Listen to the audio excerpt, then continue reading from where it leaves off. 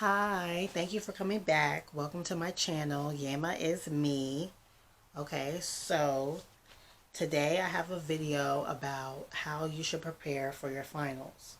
So right now it's October 30th, and I know that college finals start next month. Usually it was like the end of November, early December for a lot of people, but this is the time to be preparing for finals. You usually got like one more test and then you have a final. Okay, so first, number one, you need to get a study guide from your professor. I know I talked about this in the last video, but a study guide is really helpful to let you know what you need to study. You need to ask your professor what chapters are going to be on the final. That's a smart thing to do. Two, you need to fill out your study guide. So if you have like a Word document and it just has the chapters and it has terms, then what you need to do is you need to find the definition of those terms. That's what I used to do a lot for mine. Three, I would say it's important to ask your professor questions about the study guide. And email your professor, email your TA. You can ask questions in class, about the study guide. There's nothing wrong with that. Get your questions about the study guide out now. Hopefully your professor has their final study guide out now. Sometimes they don't, but get on them to put it out early so that you can have a couple of weeks to look at it and to study. Number four, I would say you need to get an agenda, have a calendar, put it in your Google Calendar, your Samsung calendar, your iPhone calendar, whatever. And you need to write down the dates and the time and the building. Well, y'all doing virtual learning, but the dates and the time of your exam, because if not, it's going to slip and you're going to forget. So you need to be looking at your agenda every day, your calendar, have it in your phone as a reminder. You want to be on time for your exam. Right now, I would say too, I don't know why I have this down, but I guess if some schools are doing like in class final exam.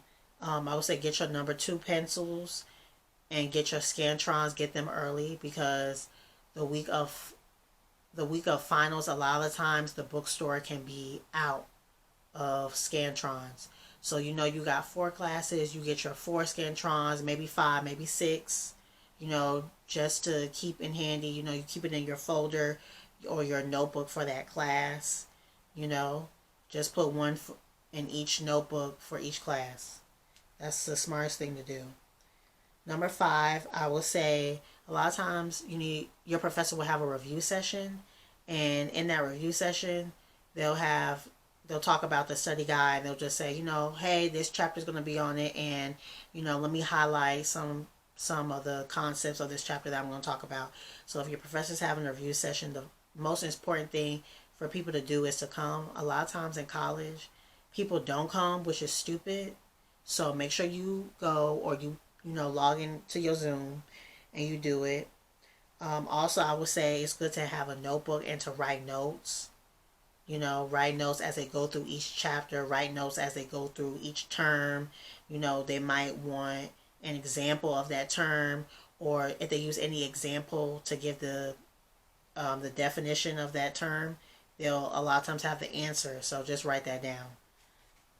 And a lot of times professors too, they don't change their test a lot of the times. Number six, I would say it's important for you to review your PowerPoint slides for the chapters on the test, and review your notes for the chapters on the test. So I hope that makes sense. Whatever chapters are on the test, you need to review that PowerPoint slide that is for that chapter. And you need to review your notes that you wrote for that chapter. PowerPoint slides, they don't always give the most details, so it's important for you to have your own notes to review. Or if your notes are better than the PowerPoint slides, you can review that. Or if your professor teaches based off the PowerPoint slides, you just review those and you'll be prepared. Number seven, I would say what you need to do is you need to start reviewing each chapter now, or you can start the beginning of November. But I think it would just best to be reviewing right now. That's what I would say. Many times in college, you full time, you have more than one class. Sometimes we have 4, 5 courses. So, you know, I would say that you need to start early as possible because you're not just reviewing for one class, but you're reviewing for 3 or 4 other courses. Number 8, I would say, is to make a schedule for yourself. Like you have your agenda, make a schedule for when you want to study for that class. So maybe, you can pick certain days for certain classes. Like, let's say you have, what's it called? Let's say you have like abnormal psychology. Maybe you can study for abnormal psychology, Tuesdays and Thursdays. And let's say you have, physiology. Maybe you can study for physiology, Monday, Wednesdays, and Fridays. Just have certain days for certain classes. And on one day, you can study for 2 classes. There's nothing wrong with that. And also, too, it's good if you have a certain time. Like, it's annoying to be like studying at night. I don't know. I just feel like that. So, I feel like when you study early in the morning, like if you get up at like 6 in the morning and you study for that one class, and then a couple hours pass by, you study for the second class, then after you're done studying for that second class, you're done. You're done for the rest of the day. You don't want to cram yourself too much when it comes to studying. Number 9, I would say you need to find out if your exams are cumulative or not. And cumulative is whether or not you'll be learning, whether or not your exam is based from August all the way till, November. Because those classes, you really have to study it early because it's so much material. Like, let's say from August to November, you learn like 8 chapters and your exam is going to be on 8 chapters. It's best for you to start right now.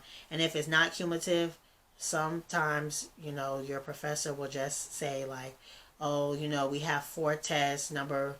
Test 4 is your final and test 4 is on 3 chapters. Then you already know, you need to study those 3 chapters. But yeah, like I said, again, you print off your study guide. You ask your professor questions about the study guide. If the professor's not able to answer them, you always ask your teacher assistant. Your teacher assistant is there to help you. It's always good to also go to the review session.